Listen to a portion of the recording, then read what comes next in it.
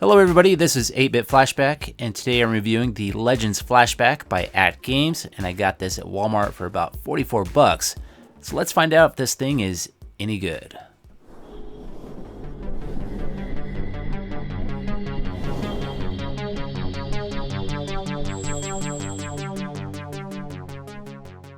And here's what you get inside the box. You get an AC adapter, you also get two different controllers that look like Genesis controllers, and they even have a Genesis style plug-in, so these probably will work on a Genesis. But the quality of these is nothing to brag about. All the buttons are plastic, and these are pretty lightweight, and I would say the quality is okay at best. But it is nice that you get two controllers. You also get an instruction manual that kind of explains some of the features, how to use the rewind feature, how to access the menu, etc. And this is the console itself, and it's kind of funny looking. You got a power button and a menu button located on the top. On the front you got two controller ports, and then on the back we have an HDMI output, and this is 720 HD, a micro USB plug-in, and an SD card slot.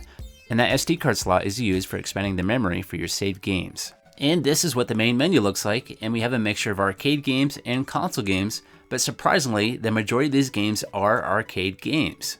And it does have a pretty good mixture of titles. We got Dig Dug, Bad Dudes, Strider, Street Fighter, Mappy, just to name a few. So it looks like there's 50 built-in games, and 6 of those games are console-based games. And this is the settings menu, and inside here we can change the bezels, and we can also back up our game saves to an SD card. Okay, it's time to test out a game. Let's start with Bad Dudes, and I know this game well, so I should know if there's something up. So right off the bat I noticed something wrong. There does seem to be some lag with the controller, and the game just seems to be a little sluggish. As far as the visuals go, the game looks great, but the gameplay is a whole nother story. It kind of reminds me of the gameplay on the Sega Genesis Flashback HD by AtGames that was released about a year ago. And more than likely, they're probably using something that's very similar for the hardware that's inside this. So now I'm going to test out that rewind feature, and it lets you go back quite a ways. I haven't tested it to see how far I can go back, but I would say at least a minute.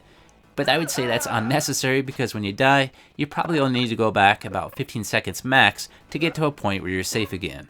So just for a comparison, I wanted to see how this game played on a Raspberry Pi 3, and there seems to be a pretty big difference. You can hear that music sounds a lot cleaner, and the gameplay is going a lot smoother. My buttons reacting like they should, and I'm playing a lot better. There's just something going on with the gameplay on the Legends Flashback that makes this game not that enjoyable, and I can't quite explain everything that's going on with it, but the best I can explain it is it just seems to be sluggish.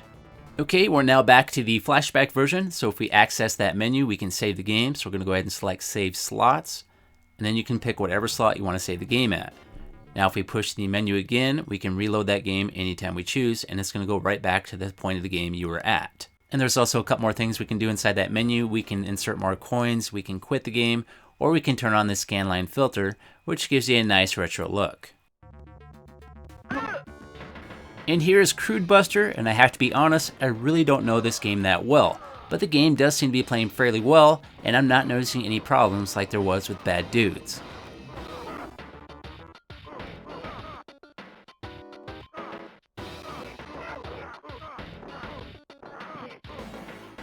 And here is Burger Time, same thing here, not noticing any problems.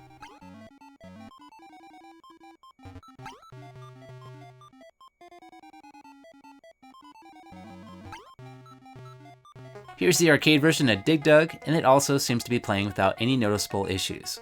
But games like Burger Time and Dig Dug are not very demanding games, so these are probably not a very good test to test out the emulation on this machine. So when I went to play Super Street Fighter 2, I did start to run into some more issues, and on top of that, the save, load, and rewind features do not work for this game, as well as a few other games, and I found that to be pretty weird. Why would it not work for all the games? So this game seems to perform a lot like Bad Dudes. Visually it looks great, but it seems to play very sluggish. On fighting games like this, especially Street Fighter, the timing and accuracy is very important, otherwise you're going to have a hard time pulling off combos and doing various different maneuvers. Okay, we're back to a game that seems to play pretty decent. This is Mappy, and again, this is just not a very demanding game, so I would expect the emulation to be a lot easier. And same thing for Galaga, this game seems to play okay, not noticing any problems.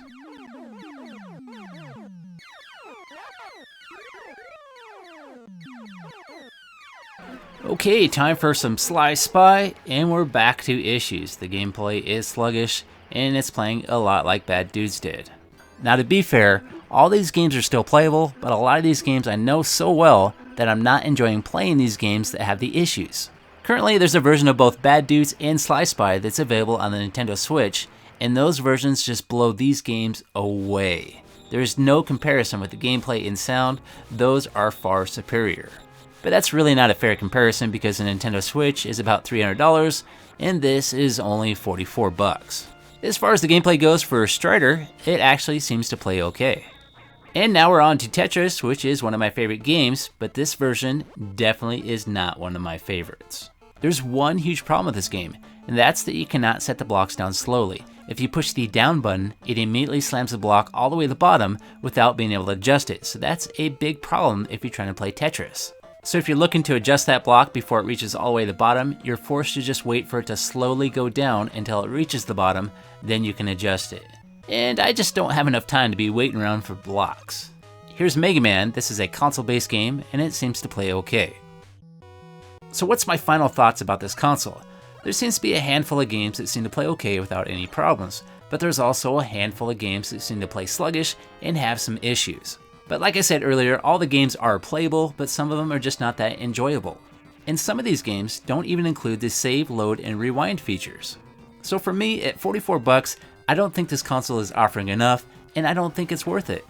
What they should do if they want to continue to stay in business is obviously step up the quality of their product, but they should also add the option to add games via the SD card slot like they did on previous consoles. I mean, there's probably a way to hack this and add more games via that SD card slot, but it's not worth it. If it's not already set up and ready to go, I wouldn't say it's worth wasting your time trying to hack this thing. Alrighty, it's time for me to go. If you liked that video, please click that like button. If you want to hear more from me, please subscribe. And if you want to help support the channel, you can find me on Facebook and Patreon. Have yourself a great day, and I'll see you next time.